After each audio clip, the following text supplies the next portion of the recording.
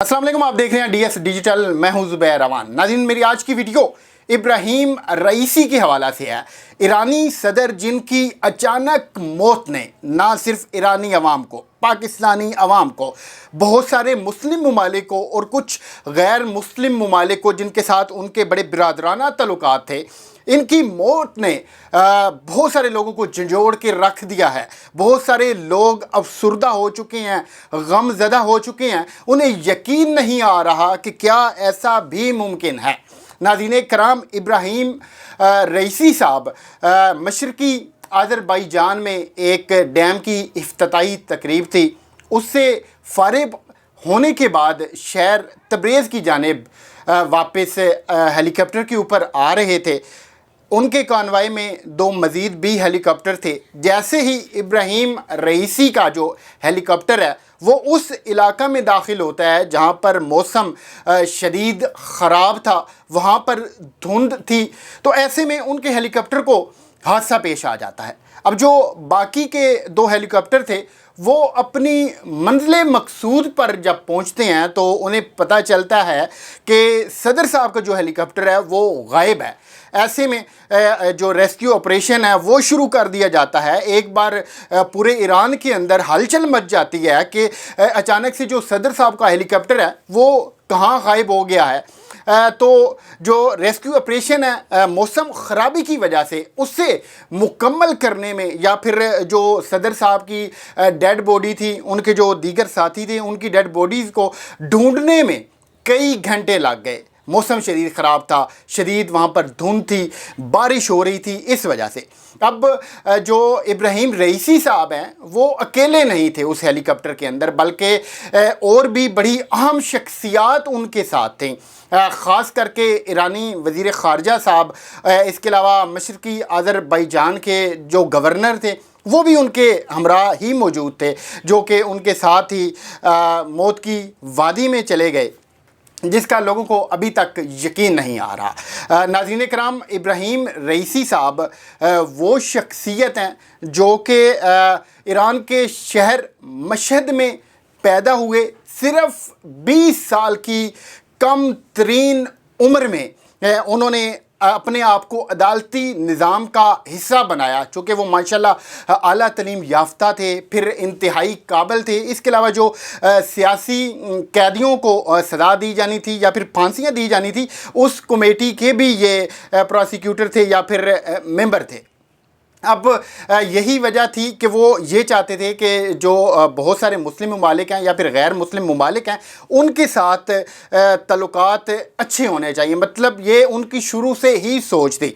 अब उन्होंने ख़ुद को अमली जो ज़िंदगी है उसमें उतारने का फ़ैसला किया और कम उम्र में ही उन्होंने इलेक्शन लड़ने का फ़ैसला किया।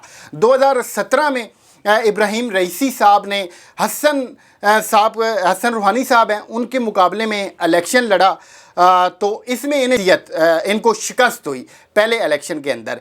जबकि जो 2021 का इलेक्शन था उसमें 62.9% वोट लेकर ये कामयाब हुए।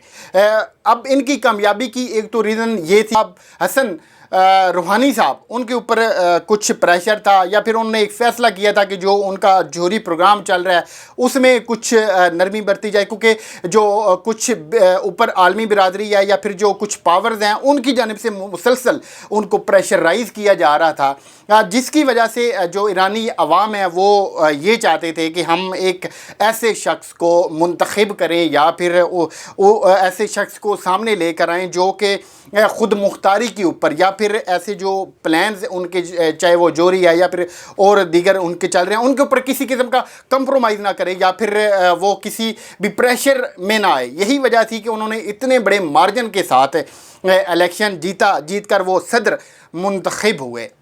नाज़रीन, जो इब्राहीम रईसी साहब हैं वो शुरू से ही ये चाहते थे कि जितने भी ममालिक हैं वो उनको साथ लेकर चलें, हर मुल्क के साथ उनके अच्छे तल्लुकात होने चाहिए। यही वजह थी कि आज जब बहुत सारे लोगों को पता चला है कि इब्राहीम रईसी साहब अब इस दुनिया में नहीं रहे, तो ना सिर्फ सऊदी अरब उनके जो फरमा रवा हैं शाह सलमान साहब और जो शहज़ादा हैं انہوں نے تعزیت کا اظہار کیا ہے. انہوں نے یہ کہا ہے کہ وہ ابراہیم رئیسی کی اچانک موت کے اوپر غم زدہ ہیں, افسردہ ہیں. اس کے علاوہ ترکی نے, روس نے, ہمارے ہمسایہ ملک نے اور خاص کر پاکستان نے بھی افسوس کا اظہار کیا ہے اور ان کو یہ میسیج دیا ہے کہ دکھ کی اس گھڑی میں وہ ایرانی عوام کے ساتھ ہیں, جو ابراہیم رئیسی صاحب کے اہل خانہ ہیں ان کے ساتھ ہیں.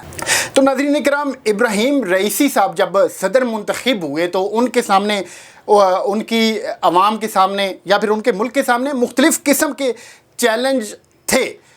معاشی چیلنج سب سے بڑا چیلنج تھا, جو کہ ان کے لیے اس کو ایکسیپٹ کرنا یا پھر اس حوالہ سے اصلاحات کرنا, اقدامات کرنا ان کے لیے انتہائی اہم تھا. اور اپنے ملک کو ترقی کی راہ پر لانے میں مختلف جو جوہری پروگرام تھے ان کو حتمی شکل دینے میں وہ کامیاب رہے. نہ صرف انہوں نے پوری دنیا کے ساتھ اچھے تعلقات بنائے بلکہ اپنے ملک کو کچھ ہی جو سال ہیں ان کے اندر سٹیبل کیا. ناظرین کرام, یہ تھی آج کی ویڈیو. امید کرتے ہیں کہ جو بھی ہم نے آپ کو انفارمیشن دی ہے وہ آپ کو پسند آئی ہوگی. آپ اپنی رائے کا اظہار کومنٹس باکس میں کر سکتے ہیں. اس کے علاوہ آپ نے ہماری ویڈیوز کو زیادہ سے زیادہ لائک بھی کرنا ہے, شیئر بھی کرنا ہے, کومنٹس ضرور کرنے ہیں, کیونکہ آپ کی جو رائے ہے وہ ہمارے لیے بہت امپورٹنٹ ہے.